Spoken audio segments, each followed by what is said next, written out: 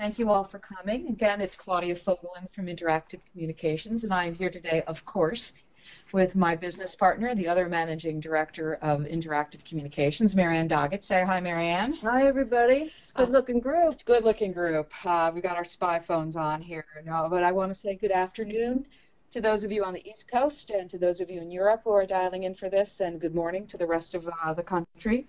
And really excited to have you here today for our webinar on the secrets of successful hybrid wholesaling. Want to wish you a welcome on behalf of both Marianne and myself. We were very interested in this topic and have been for a long time because we know and we can see that the industry is extremely interested in this topic. Every conference seems to have a panel on hybrid wholesalers.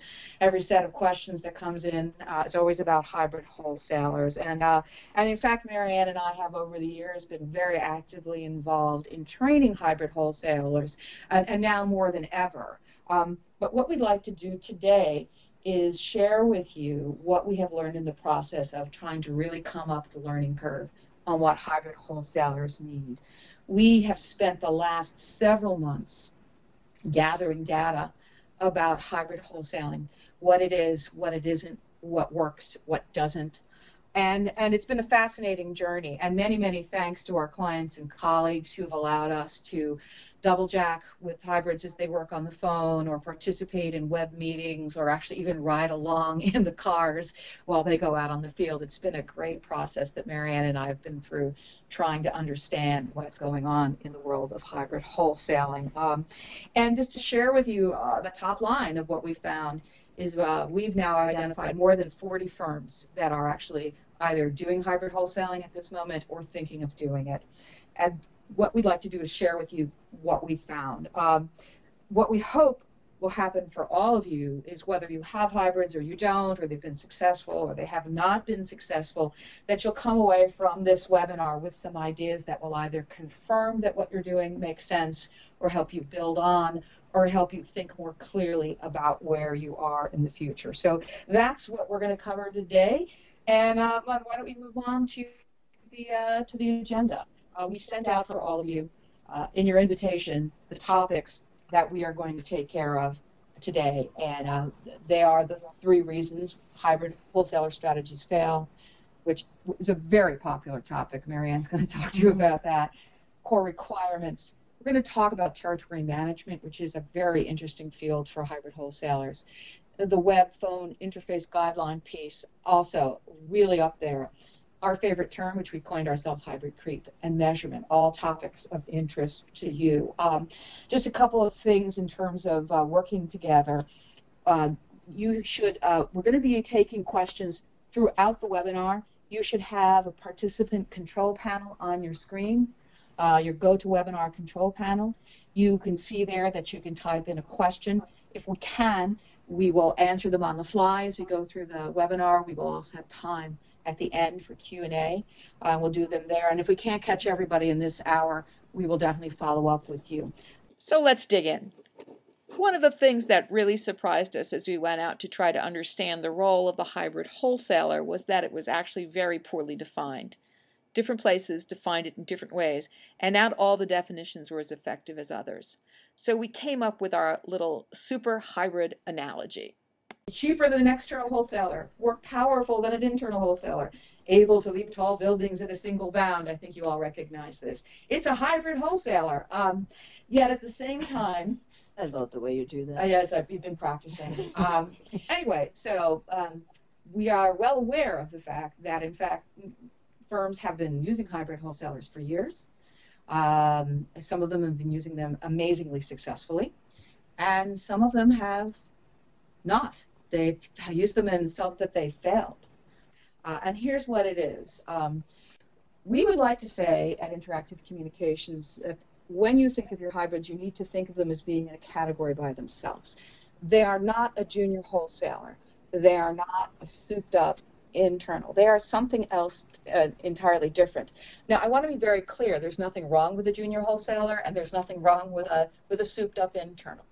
But to use the term hybrid, we really believe you have to have these components in a very strategic balance of selling and interacting and supporting advisors over the phone, on the web, and face to face. We're going to talk about each of these components, but those you have to have all three in some level.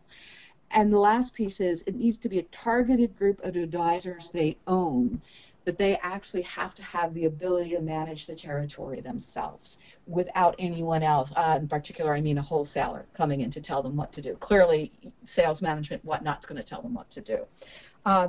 That's really what we believe in. We've seen models that are not like this. We've seen models with no phone. We've seen models with no field. But we would like to suggest that this is what we think is the best balance possible. And Mary Ann, I'm going to hand it over to you to kind of move into the more of the findings, which was absolutely the number one thing in the questions asked in advance, which is why do hybrids fail? So why do hybrids fail? Well, based on what we've seen in the field, the first reason is really an assumption. And assumptions, unfortunately, can sometimes sound a death knell for a hybrid program if they're incorrect. Both on the part of management and often and you see the newly christened hybrid there. Doesn't he look good? Yeah, he's spruced up, ready to go out to the field. He looks ready. He's ready to go. And there's an assumption that they should just know.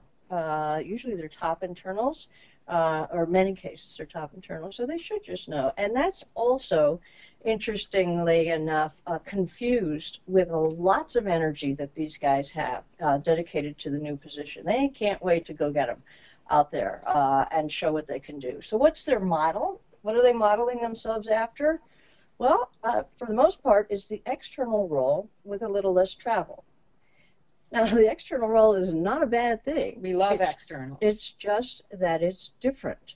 And so the implication here is that there's a whole host of inconsistent ideas about what they should do. As we go and work with some firms, we hear people saying they should be out more. They should be selling more. And it really is, at least from our perspective, classic case of they don't know what they don't know. And the how is not addressed. So we got the first one. Let's go to the second one. And this is related to the first one, but it has a real distinction to it, and that's compromising the model. And really what we're talking about here is the 60,000-foot view of the model that a firm decides to embrace. And if that model really requires a clear understanding of what the firm wants to put in place, and it's not consistently defined by the management team as a whole in some cases.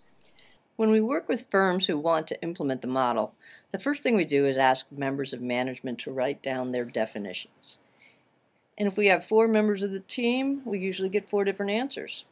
It's not surprising, but the implication is that it's important to get everybody on the same page. And really, we just talked about that you get 4 different definitions. And you see this guy here thinking, I'm going to get through this and tween position and make it to the big time. I was talking to a hybrid the other day, and he said he's got a tween job.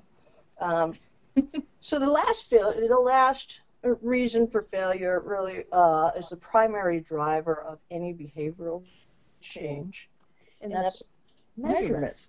And we've seen some what we would call murky measurements out there, and it's often a surprise to us that on becoming a hybrid, many measurements drop out because, again, there are various assumptions on what they should do and what the right measures are to make that happen. So you see this hybrid exclaiming about his get-out-of-jail-free card. He's already bought his groovy wholesaler glasses, He's too. got that going on. Yeah. So we ask, if the primary driver of the hybrid role is the ability to sell and close over the phone, why did those phone stats get nuked? So really it is a lack of clarity on the role the overall model, and the measurement that can spell failure. So if that's failure, what drives success?